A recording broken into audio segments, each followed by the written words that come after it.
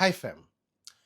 So, I'm not the only one who has been thinking that the president recently has been making empty rhetoric speeches, or we can call them their zero substance speeches. The promises, the empty promises actually, of turning Kenya into a Singapore without us being even capable of replicating the same blueprint that Singapore and any other first world or rather developing countries followed. So, how are we going to have Kenya develop to become like countries like Singapore without even putting in the work, without having the right blueprint of becoming Singapore? So recently, I was listening to Sifuna in Senate making the same remarks, pointing out the president's noise without notes, the empty rhetoric political narratives, I can call them that. In addressing these 17 values. And my position, having gone through this speech, Honorable Speaker, of those 17 values, I have counted less than 5 that the President addressed directly. And I also want to say that just mentioning or listing the values is not providing a report to the nation on the measures that you've taken and the progress that has been achieved in those in achieving those values. So, Honorable Speaker, you come to the President's speech from paragraph 18 there, you will see that he goes straight on to say that in the address he will set out strategic choices, the reforms we will deepen, the sectors we will unlock, investments we will prioritize, which is futuristic language. These are the things that he's going to do. And in fact, Honorable Speaker, out of the 163 paragraphs in this speech, the President gave us the job of looking for these values in just 93 of those paragraphs. From paragraph 94, Honorable Speaker, all the way to 163, all he's talking about is his new vision, the promises that he's now making on questions like building of 50 megadams, 10,000 megawatts of electricity in the next 7 years, 2,500 kilometers of roads that he says is going to do all, 228,000 kilometers for tarmacking that he has identified. Speaker, therefore, for some of us, we struggled trying to find where these values are and what measures he has taken in the past 12 months to be able to achieve them throughout this speech. And I will go one by one, Honorable Speaker, so that you can be able to see that what I am saying is actually factual. Speaker, I have spoken about the rights themselves. So the first time he attempts to discuss measures that he has taken to address this, any of the rights, any of the, what are they called?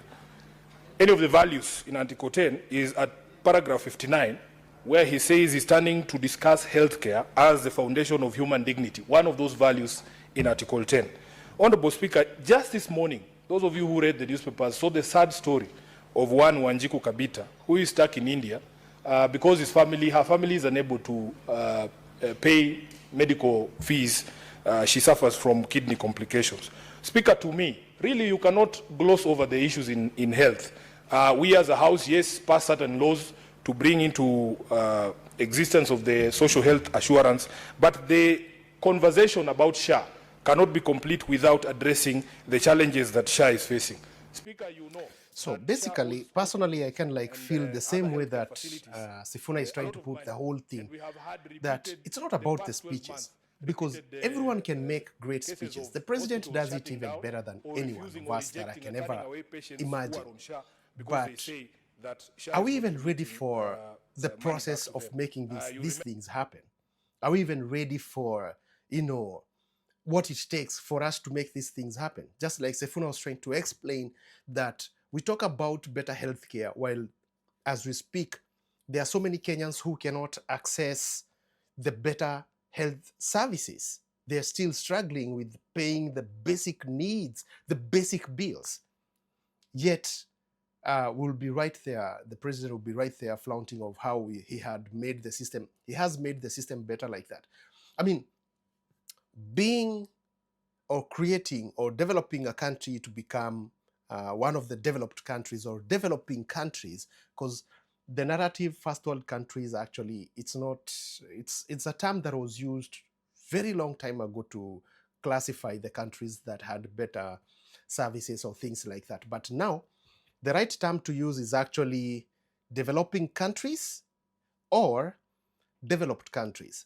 So for us to emerge amongst the developing countries, that means there are channels that we need to follow. There are things that we need to stop this and start doing. And that is, some of the things is changing the laws and policies on how we curb things like corruption. Because this is something that Singapore and China and all these other countries that developed from being third world did. They fought vigorously on matters corruption. You cannot mess around with public funds. You cannot mess around with capitations that is meant to serve the public, school, health, or any other. But look at the way we play around with things. Look at the people that we elect for political seats. Most of them, they have criminal records. Most of them, most of them, about 90% of them, have integrity issues and corruption cases.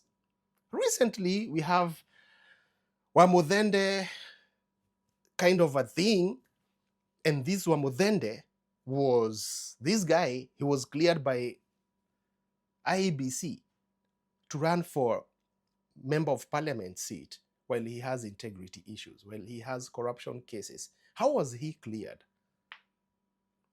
How are we going to become Singapore?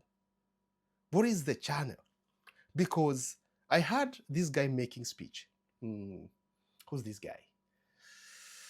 Musalia Mudavadi. He was making speeches, and you know what he was saying? That I think there's also like I don't know, kama ni Kasipul or somewhere, where he was making a speech and telling the people that you need to vote for people who are closer to the president because it keeps you closer to development.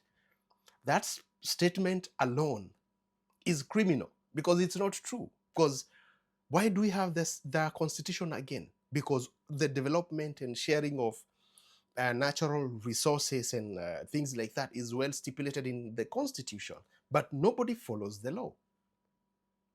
Nobody literally follows the law. And that's why they make people on the ground, the people who are not educated, to think that it's the president who brings development.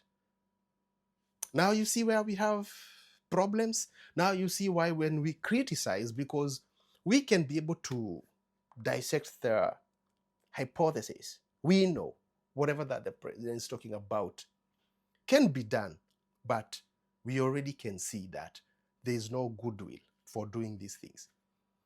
Aren't we now allowing these billionaires to construct a hotel in a place where we've all been grown knowing that it's a pathway for the animals' migration, but we allowed them? So now you get it. We are not close to becoming a better nation. We are not on that direction either. We are very far from fine.